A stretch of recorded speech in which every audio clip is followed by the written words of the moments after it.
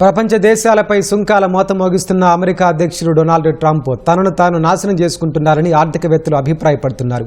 America కంపెనీలు ప్రజలపైనే Trump టారిఫ్ల భారం ఎక్కువగా పడుతుందని తెలిపారు. సుంకాల పేరుతో ట్రంప్ కడుతున్న పేకమేడ త్వరలోనే కూలిపోతుందని దుయ్యబట్టారు. అప్పటి వరకు భారత్ వేచి చూసే ధోరణి అవలంబించాలని కోరారు. మిత్రదేశం, శత్రుదేశం అని తేడా లేకుండా అందరిపై సుంకాల మోత మోగిస్తున్న అమెరికా అధ్యక్షుడు డొనాల్డ్ ట్రంప్పై స్వదేశంలో తీవ్ర వ్యతిరేకత వ్యక్తమవుతోంది. సొంత పార్టీ నేతలే ట్రంప్ ఆర్థిక విధానాలను తప్పుబడుతున్నారు. ట్రంప్ టారిఫ్ల వల్ల అమెరికా ప్రజలకే ఎక్కువ నష్టం జరుగుతుందని రిపబ్లికన్ నేతలు, ఆర్థికవేత్తలు ఆందోళన వ్యక్తం చేస్తున్నారు. తాజాగా అమెరికా ఆర్థికవేత్త, John Hopkins University professor Steve Hanke కూడా ఇదే విధమైన అభిప్రాయాన్ని వ్యక్తం చేశారు. సుంకాల పేరుతో ట్రంప్ కడుతున్న పేకమేడ త్వరలోనే కూలిపోతుందని దుయ్యబట్టారు. అప్పటి వరకు భారత్ ఆయన జోలికి వెళ్లకపోవడమే మంచిదని సూచించారు.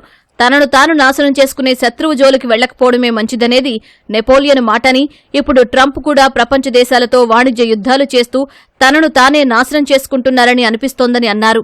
అమెరికన్ల వినిమయ ఖర్చులు పెరిగితే తమ దేశ ద్రవ్యలోటు ఎక్కువవుతుందని హంకీ అంచనా వేశారు. టారిఫ్లపై ట్రంప్ విధానాలు చాలా చెత్తగా ఉన్నాయని దుయ్యబట్టారు. దీనివల్ల అమెరికా ఆర్థిక వ్యవస్థకే నష్టం చేకూరే ప్రమాదం ఉందని ఆయన ఆందోళన వ్యక్తం చేశారు.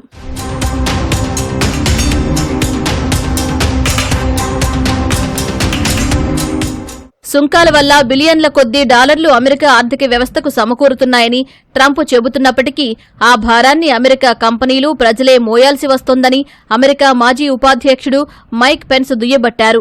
స్టీల్, అల్యూమినియంపై ట్రంప్ విధించిన టారిఫ్ల కారణంగా అమెరికాకు చెందిన ఫోర్డ్, జనరల్ మోటార్స్ వంటి కార్ల తయారీ సంస్థలపై అదనపు భారం పడుతోందని పేర్కొన్నారు. అందుకు సంబంధించిన వార్తలను ఆయన ఎక్స్లో పోస్ట్ చేశారు.